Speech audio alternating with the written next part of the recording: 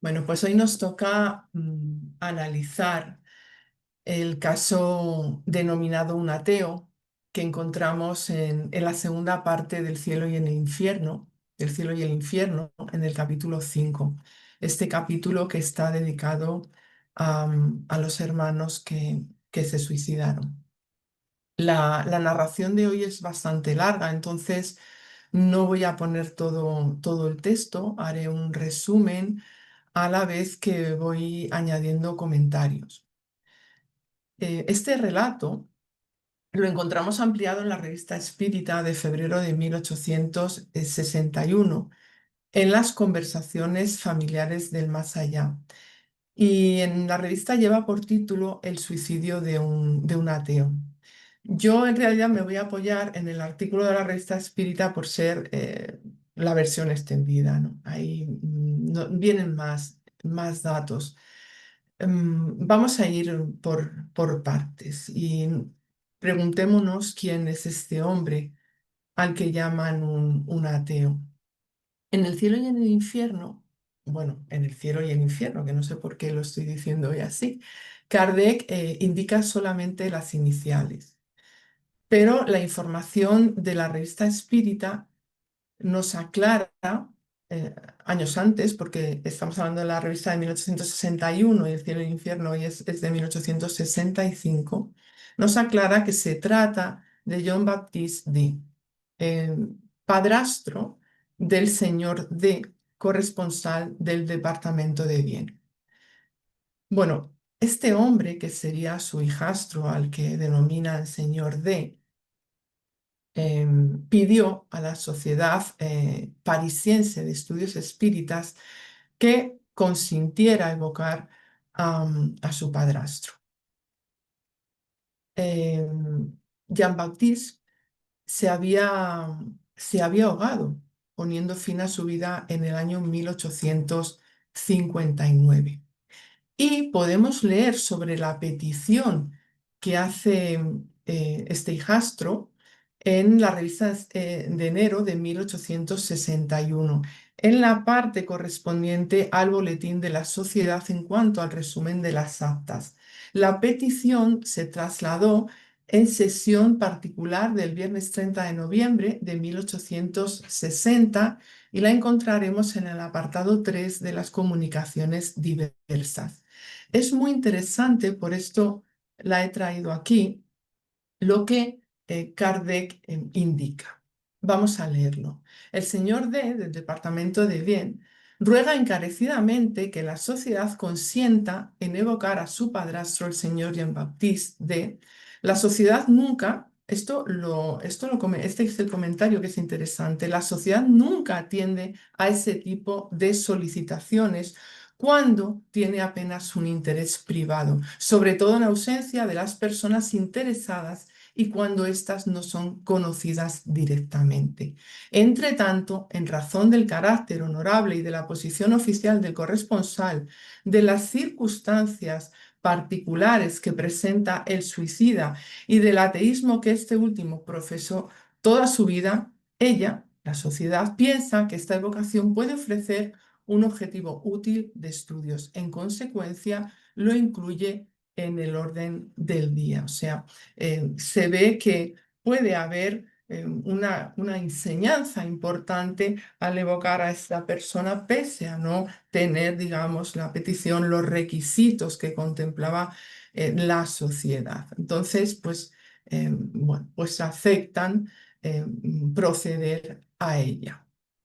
De primera se define a este hombre como una persona instruida, imbuido de ideas materialistas en el más alto grado, de modo que pues no creía ni en el alma ni en Dios. Vamos a situarnos un poquito y hacer como una especie de guión de todo lo que estamos viendo. Jean-Baptiste muere en 1859 y es su hijastro el que pide a la sociedad que se le evoque. El 30 de diciembre de 1860 se plantea atender el pedido, como hemos visto, y se procede más tarde a la evocación en la sociedad. La conversación con este espíritu es incluida en la Revista Espírita de febrero de 1861 dentro de estas conversaciones familiares del más allá.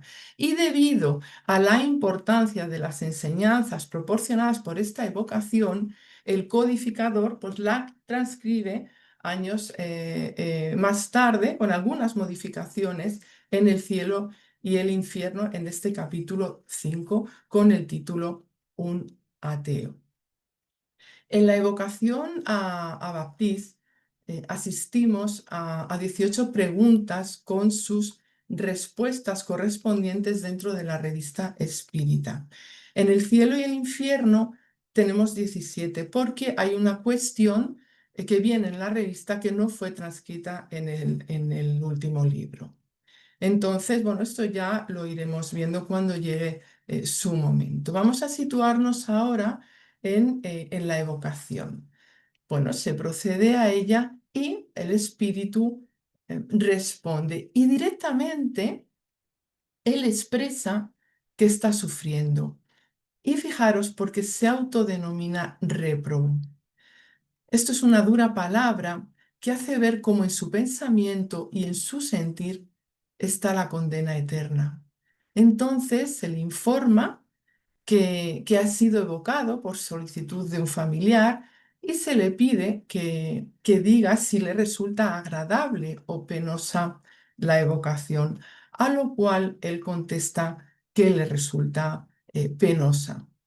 eh, Podemos hacernos una idea del estado de Baptiste, ¿no? De Baptiste, en cuanto sobre todo a su ánimo y a su sufrir interno. También afirma, tras la pregunta correspondiente, que su muerte fue voluntaria, con lo cual, bueno, con su propio testimonio se confirma el suicidio, ¿no? A lo largo del caso, Allan Kardec va a dar algunas informaciones en cuanto a cómo se va operando esta comunicación. El medio es la psicografía. Y destacando en esta primera, porque luego veremos que hay otra del hermano, bueno, pues destacando algo que hemos estudiado y que hemos observado por nosotros mismos en las reuniones mediúnicas, ¿no? Este espíritu que se comunica escribe con extrema dificultad, la escritura es muy grande, es irregular, es temblorosa y casi ilegible. Y también hay un momento que dicen que se encoleriza el espíritu, que quiebra el lápiz y rasga el papel, lo que nos muestra claramente la situación por la que está atravesando el espíritu, ¿no? De desesperación, de angustia. Bueno, también lo vemos de enfado. Y bueno, es evidente que animados por las mejores intenciones, el equipo de la sociedad, al verle así, le llaman a calma y le aseguran que ruegan a Dios por él, ¿no? Y la respuesta que obtienen ante estos comentarios, ante estos llamados a la calma y de oración, ¿no? Pues es muy significativa esta respuesta. Él dice, me veo forzado a creer en Dios. Recordáis que se dijo que no creía en vida, en el alma, ni en Dios. Bueno, pues ha ocurrido la muerte, él continúa sintiendo, continúa pensando. Lo que él no veía posible en vida física ahora es manifiesto en el mundo espiritual.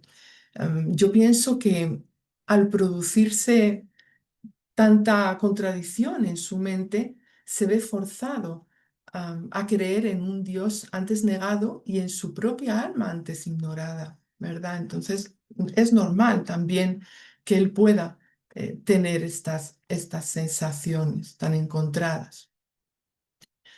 Saltamos a la pregunta 5 y dice, ¿qué motivos llevó al suicidio? La respuesta también es dura, ¿verdad? El tedio de una vida sin esperanza. Entonces aquí Kardec coloca una nota que aparece tanto en la revista Espírita como en El cielo y el infierno. Y nos dice, se piensa en el suicidio cuando se vive sin esperanza porque se busca huir del infortunio a cualquier precio. Es algo que hemos hablado muchas veces, ¿verdad? Las personas que se ven en esta situación quieren huir de este sufrimiento, de todo aquello que les está desgarrando el corazón, ¿no? En cambio, con el espiritismo, aquí ofrece lo que el espiritismo nos pone delante, ¿no? El porvenir se desdobla y la esperanza se fortalece. Hay algo muy importante, sobre todo mirando la respuesta de este hermano, ¿no? El tedio de una vida sin esperanza. El espiritismo, y creo que lo vivimos, ¿no? No pasando por situaciones, yo particularmente tan terribles, ¿no? Pero sí he podido ver cómo esa esperanza se va fortaleciendo, esa puerta abierta al porvenir, da fuerzas, da muchos ánimos. Bueno, entonces el suicidio ante esto ya no tiene objeto. Además, con esta medida extrema se reconoce que no se escapa de un mal, sino para caer en otro 100 veces peor. He aquí por qué el espiritismo ha alejado de la muerte voluntaria a tantas víctimas. Hace un par de años, si os acordáis, en las jornadas Sonríe a la Vida, hablamos de esto, de cómo el espiritismo nos ayuda a afrontar, a poder encontrar las herramientas para superar los obstáculos. Y se desarrolló, están en nuestro canal de YouTube nuestras jornadas, se desarrolló ampliamente, pues lo que aquí en poquitas palabras expresa Kardec, ¿no? Aquellos que ante todo buscan en el suicidio el fin moral o filosófico están errados y son soñadores. Son muy culpables los que se esfuerzan en creer por medio de sofismas científicos y supuestamente en nombre de la razón en esa idea desesperanzadora, fuente de tantos males y crímenes, según la cual todo acaba con la vida. Ellos serán responsables no solo por sus propios errores, sino por todos los males que hayan causado. Ciertamente, la comprensión de la vida futura, el saber que nada inherente al ser esencial termina con la muerte, el conocer que tenemos muchos recursos en nuestro haber para superar obstáculos, permite a la persona afrontar los más tremendos sinsabores de su recorrido terrestre, pues con eso, con un hálito de esperanza. Si a ello añadimos el convencimiento y la fe razonada, la esperanza se alía a esta fuerza, dotándonos de lo que he dicho, de herramientas suficientes. Aún así, yo pienso que no debemos ser, podría decir ilusos, ¿no? Tenemos que confiar, pero reconozcamos que en las horas más tortuosas va a ser cuando podamos ver lo trabajadas que están estas convicciones. Porque lo que nos enseña el espiritismo em, tiene que tener una repercusión real en nosotros. Estas convicciones tienen que ser puestas en prácticas. No hace falta que estemos en una situación tan extrema, ¿no? Pero tienen que estar puestas en prácticas. Y en la vida pasamos por situaciones que requieren de esta serenidad, de esta solidez de las convicciones. Y si alguien sucumbe, no vengamos, por favor, con reproches ni adoctrinamientos. Ayudémosle, no condenemos. Ya bastantes son los que se han erigido con ese poder de condenar, que solo correspondería a Dios y precisamente por ser la inteligencia suprema jamás lo haría. Ningún atributo humano, lo hemos dicho muchas veces, se acerca ni por asomo a su grandeza. Pensar que Dios condena realmente más allá de las palabras humanas que así han necesitado expresarlo por la imposibilidad del lenguaje, es un atrevimiento, es un atrevimiento. Nadie que razone esto puede pensar que Dios castiga. Precisamente el conocimiento de la vida futura permite el razonamiento y da el protagonismo al individuo como actuante en su propio progreso. Y como dice Kardec, el espiritismo aparta ese materialismo que desemboca en la desesperanza, la angustia, la desesperación, trayendo todo esto, ¿no? Tantos males a la tierra. El espiritismo lo que hace es ayudar al ser a emprender sus luchas y experimentar sus derrotas y sus victorias. Bueno, vamos a seguir con Jean-Baptiste. Fijaos porque en la pregunta 6 entiendo que todos habréis leído este capítulo, ¿no? Él se enfrenta a la nada. Es que lo ha experimentado, quería escapar de las vicisitudes de la vida, sumergiéndose en la nada y ha hallado más vida. Entonces se le pregunta, ¿cómo te encuentras? ¿Cómo se encuentra? Vamos a ver, ¿cómo se encuentra este espíritu? Y él dice, en contestación a la 7, sufro porque me veo obligado a creer en todo lo que negaba. Fijaros, mi espíritu está como en ascuas, terriblemente atormentado. Sus ideas materialistas llevan consigo mucho tiempo. En otra existencia precedente parece ser que se suicidó. En esta volvió a sumergirse en la desesperanza y ceder a la idea de la huida. Entonces vamos a ver también, ¿no?, que Kardec pone una nota correspondiente a la pregunta y la respuesta 8, que es la que trae la información que os acabo de decir. El texto que voy a poner en la diapositiva es del cielo y el infierno. No es exactamente igual a la nota que colocó en la revista Espírita, pero bueno, como voy alternando, también es que me gusta más cómo se expresa en el cielo y el infierno. Dice, aquí hay todo un orden de ideas. Muchas veces nos preguntamos, es verdad, ¿eh? Yo me lo he preguntado, ¿cómo es posible que haya materialistas? Ellos también pasaron por el mundo espiritual, de modo que deberían conservar la intuición de ese mundo.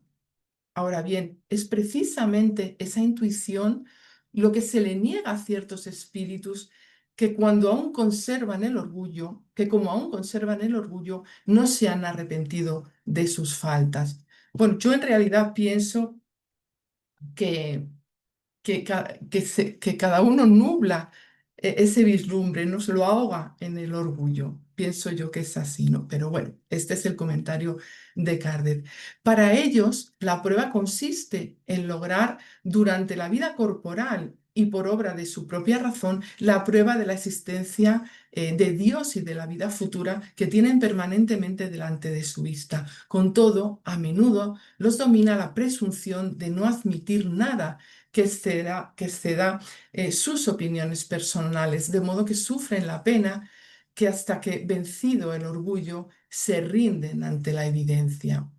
Es que, claro, no se puede imponer, todo tiene que ser una adquisición, un convencimiento íntimo, propio. El resultado de experiencias, de reflexiones, es la libertad que tiene el espíritu de seguir su ritmo. Entonces, bueno, si tú estás ahogando en el orgullo,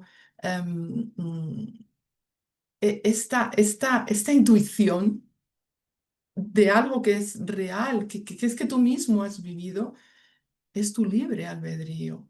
Bueno, la conversación sigue y se le pregunta sobre el pensamiento que tenía acerca de lo que encontraría después de ahogarse. Claro, lo hemos dicho, ¿no?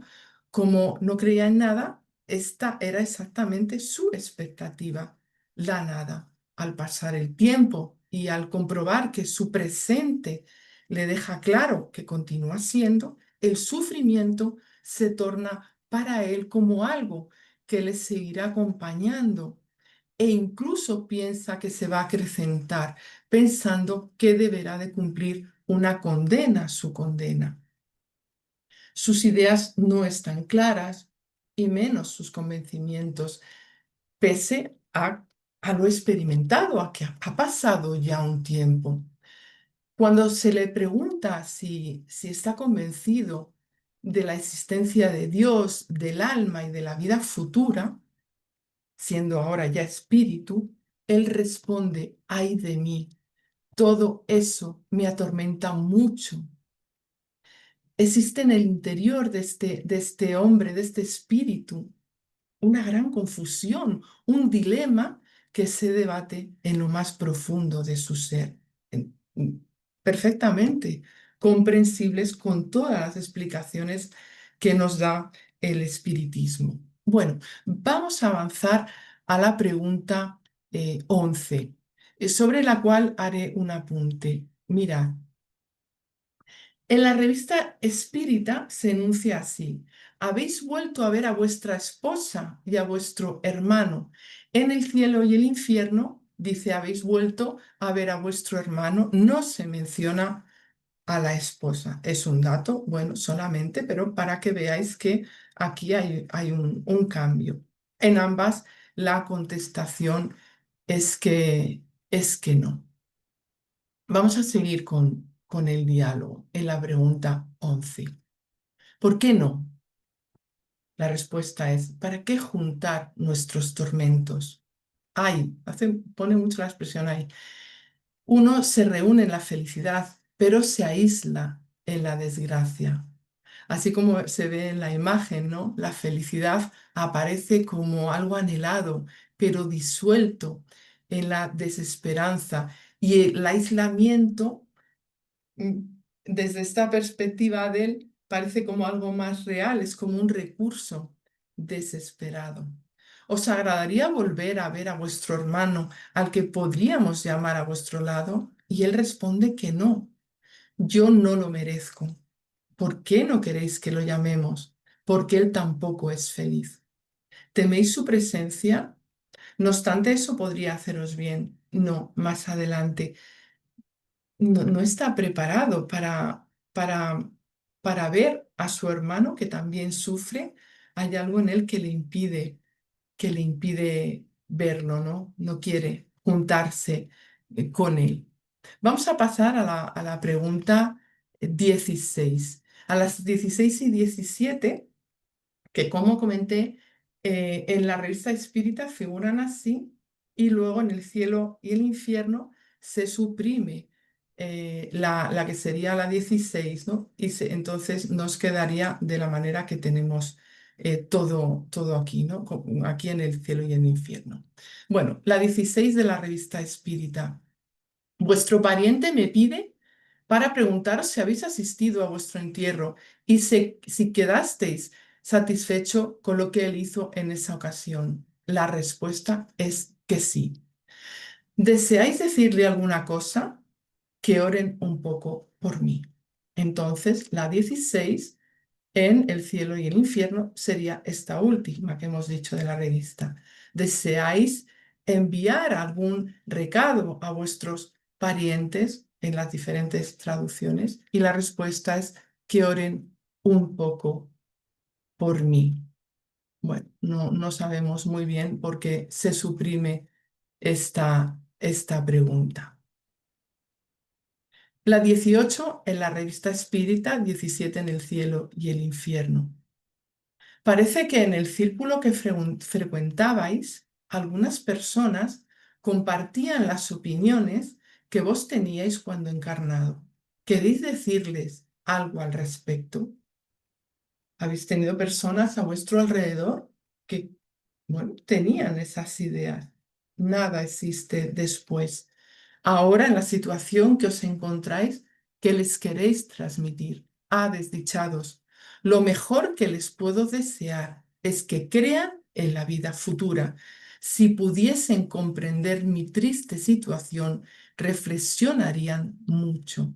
Es muy importante entender que estos consejos vienen dados por la experiencia de alguien que ha podido ver su situación allende en el mundo espiritual, habiendo dejado la envoltura corporal a la cual consideraba imposible sobrevivir. Así que todos estos testimonios, siempre lo decimos, que nos dan, pues tienen desde luego su repercusión. Y Jean-Baptiste, pues sí, le podemos decir que ahora todavía le estamos escuchando. Vamos a llegar a la segunda parte del caso porque la sociedad procederá a evocar al hermano del susodicho, ¿no? ¿Qué sabemos de este hombre? Kardec informa que profesaba las mismas ideas. Entonces, pues también él limitaba, ¿no? Todo a su cuerpo, a lo que él veía. Pero en este caso no se suicidó. Y por cómo se expresa, se comprueba que esta persona se siente infeliz, aunque parece más tranquilo. Al producirse la psicografía, su escritura también nos da este detalle, es nítida, es legible.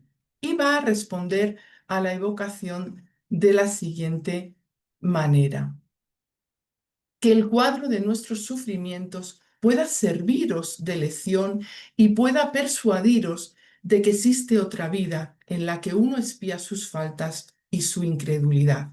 Cuando en la sociedad deciden hacer estas evocaciones, desde luego no se equivocaban en cuanto a las lecciones. Vos y vuestro hermano, al que acabamos de evocar, ¿os veis recíprocamente? No, él huye de mí. El hermano está huyendo de la vista, del acercarse a su, bueno, pues a este espíritu que también fallece, no en las mismas condiciones que él. Y en el cielo y el infierno, Kardec incluye un comentario a la 19 em, que, que os voy a poner aquí. Dice, podríamos preguntarnos de qué modo los espíritus pueden huir el uno del otro en el mundo espiritual, dado que ahí no existen obstáculos materiales ni refugios impenetrables para la vista. Y ahora nos va a dar una explicación muy lógica, interesante. Todo es relativo en ese mundo y conforme a la naturaleza fluídica de los seres que habitan en él.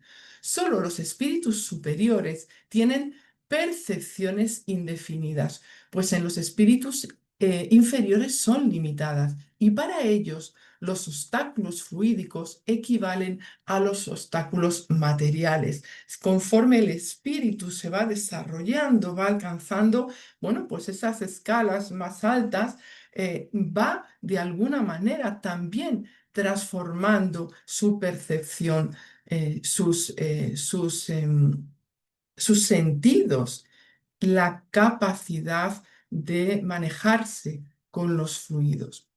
Los espíritus se ocultan los unos de los otros por un efecto de su voluntad que actúa sobre la envoltura periespiritual y sobre los fluidos del ambiente. No obstante, la providencia que vela por todos sus hijos y sobre cada uno en particular les concede o les rehúsa esa facultad conforme a sus disposiciones morales. Eso implica, según las circunstancias, un castigo o una recompensa. Bueno, como decimos siempre, las palabras necesitan ser hoy en día más acordes con la comprensión, saliéndonos de todo aquello que, que cargue con más peso los actos ya de por sí difíciles y dolorosos para el propio ser que los lleva a cabo y para los que viven con la imagen desgarradora de la partida precipitada de su ser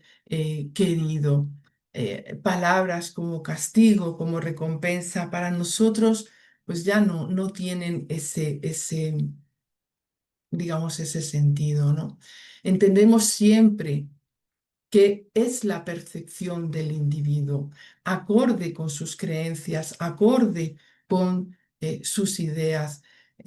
Queda claro para nosotros que no hay castigo divino ni recompensas dadas por predilección. Lo estamos estudiando a lo largo de todo este libro. Todo es trabajo del ser en su proceso evolutivo. Bueno, la conversación sigue preguntando al hermano cómo se encuentra y se puede ofrecer una descripción precisa de tal estado. Claro, el espíritu alude a cómo nos sentiríamos nosotros al darnos cuenta de nuestros errores, ya que no, bueno, estando ninguno libres de orgullo, pues el reconocerlos se nos hace difícil. Entonces él dice, oye, es que cómo se encontraríais vosotros si de repente os dais de cara con una realidad que habéis negado siempre, ¿no? Él cuenta que al volver al otro lado de la vida se topa con ella, con que sí existe algo más allá de la muerte. Y dice, cuando de repente el individuo se enfrenta con la estruendosa verdad, se siente aniquilado y humillado. Así lo va a explicar el espíritu. Y encima dice que a esto se suma el remordimiento de haber olvidado por tanto tiempo la existencia de un Dios tan bueno e indulgente. Él tiene una relación diferente a la de su hermano en cuanto a esta percepción, a este pensamiento de Dios. Dice estar en un estado, no obstante, insoportable, sin calma ni reposo, apuntando algo que sabemos, que practicamos, porque estamos convencidos, ¿no? Que son las oraciones lo que más les ayudan, contribuyendo a desembarazarse del orgullo tan limitador. Y este beneficio, además, pues afirma que atañe tanto a los desencarnados como a los encarnados. Se da la circunstancia de que cuando estaban conversando, con el hermano suicida, alguien oró por él en la sala y este espíritu, preguntado por ello, dice que la oración que se hizo por su hermano no se perderá y nosotros estamos en condiciones de decir que ninguna oración se pierde en el universo. Esto lo tenemos muy claro. Bueno, y termina la conversación con una frase refiriéndose a la oración realizada. Si ahora rechaza esa gracia, esta volverá cuando él esté en condiciones de recurrir a esa divina panacea. Fijaos en esta palabra porque es importante, ¿no? Panacea significa remedio, solución general para cualquier mal. Luego veremos por qué.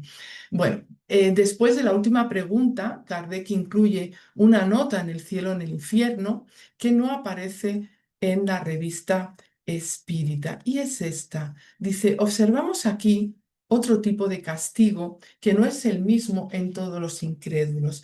Para este espíritu consiste, fijaros, consiste, para este espíritu consiste, aquí vemos cómo está haciendo referencia a lo que percibe este espíritu, independientemente del sufrimiento, en la necesidad de reconocer las verdades que había negado cuando vivía. Sus ideas actuales denotan un cierto progreso en comparación con las de otros espíritus que persisten en la negación de Dios. Ya es algo confesar el propio error porque se trata de un indicio de humildad. Un pasito, ¿verdad? Es un pasito.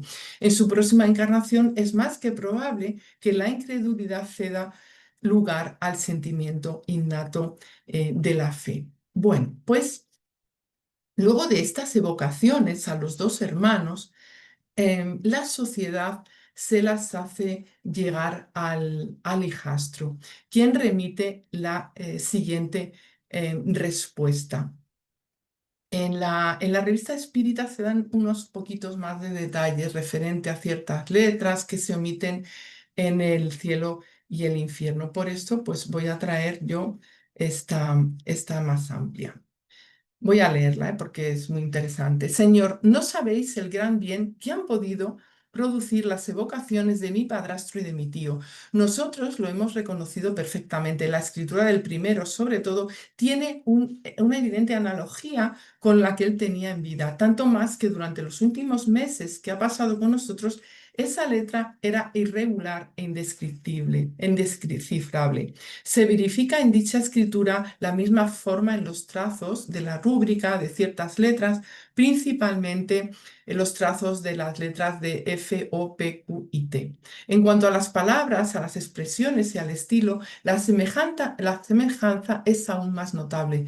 Para nosotros, la analogía es perfecta si no fuese porque Él está más esclarecido sobre Dios, el alma y la eternidad que antes negaba de manera terminante. Esto es importante también contemplarlo y este hermano, este hijastro lo comprende, ¿no? Hay un cambio al pasar al otro lado de la vida. Por lo tanto, estamos perfectamente convencidos de su identidad. Dios será glorificado por eso a través de nuestra creencia más firme en el espiritismo y nuestros hermanos encarnados y desencarnados se volverán mejores.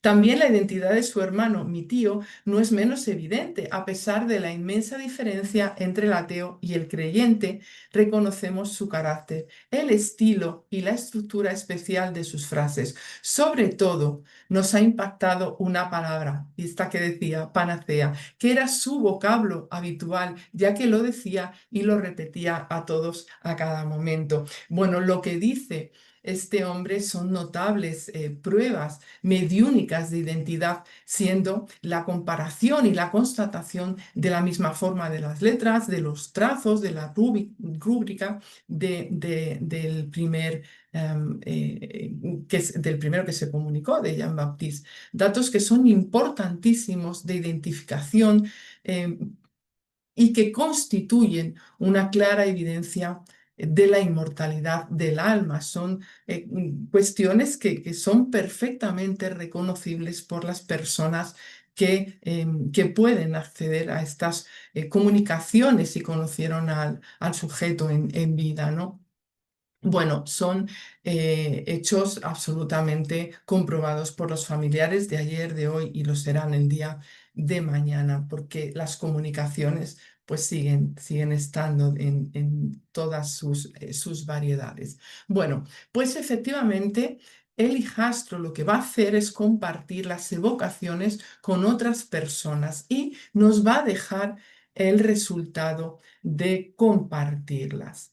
He mostrado ambas evocaciones a varias personas que se han quedado admiradas de su veracidad. Sin embargo, los incrédulos, los que comparten las opiniones de mis dos parientes cuando encarnados, desearían respuestas más categóricas aún. Por ejemplo, que el Señor le indicase con precisión el lugar en que había sido enterrado, en dónde se ahogó, de qué manera fue encontrado, a fin bueno, de satisfacerlos, ¿no? Y le piden, ¿no podríais evocarlo nuevamente? En este caso, ¿consentiríais en preguntarle dónde y cómo se suicidó, cuánto tiempo permaneció bajo el agua, en qué lugar fue encontrado su cadáver, dónde ha sido enterrado, de qué manera civil o religiosa fue sepultado? Bueno, y entonces traslada, ¿no? Por favor, evocarle para convencer a todos ellos. Como podemos pensar, Kardec lee atentamente esta misiva y la reproduce en el artículo con la intención de ofrecernos una prueba, primero de identidad clara, pero sobre todo por la respuesta que da la sociedad para instrucción de las personas que no están familiarizadas con las comunicaciones del más allá. De la respuesta vamos a sacar interesantísimas lecciones, tanto del razonamiento como del proceder serio de la sociedad. Tengo que ponerla entera, espero que me dé tiempo, por la importancia del contenido, para que nosotros sepamos actuar igualmente acorde con los principios espíritas y su proceder, que eran los que regían las sesiones en la sociedad. Bueno, la primera parte de la respuesta va a tener que ver con la voluntad y la posibilidad de los espíritus a comunicar y a expresarse. Y dice así la respuesta de la sociedad. Las preguntas que nos habéis pedido para que dirijamos nuevamente al espíritu de vuestro padrastro son indudablemente dictadas por una loable intención, la de convencer a los incrédulos, porque no vemos en vos ningún sentimiento de duda ni de curiosidad. Sin embargo, un conocimiento más perfecto de la ciencia espírita os haría comprender que esas preguntas son superfluas. En primer lugar, al solicitarme que obtenga respuestas categóricas de vuestro padrastro, sin duda ignoráis que no se gobierna a los espíritus según nuestro deseo. Importantísimo, esto el espiritismo lo tiene cristalino. Ellos responden cuando quieren, como quieren y a menudo como pueden. Su libertad de acción es aún mayor que cuando encarnados y tienen más medios de eludir la coerción moral que se desea ejercer sobre ellos. Bueno, luego, fijaos qué importante, sigue hablando en torno a las pruebas de identidad, cuestión fundamental explicada y desarrollada en el libro de los medios. Y también invita a pensar cómo, y esto es algo muy, muy importante, cómo se pueden sentir los espíritus ante reiteradas peticiones que les hacen revivir situaciones duras, con el consiguiente perjuicio para ellos.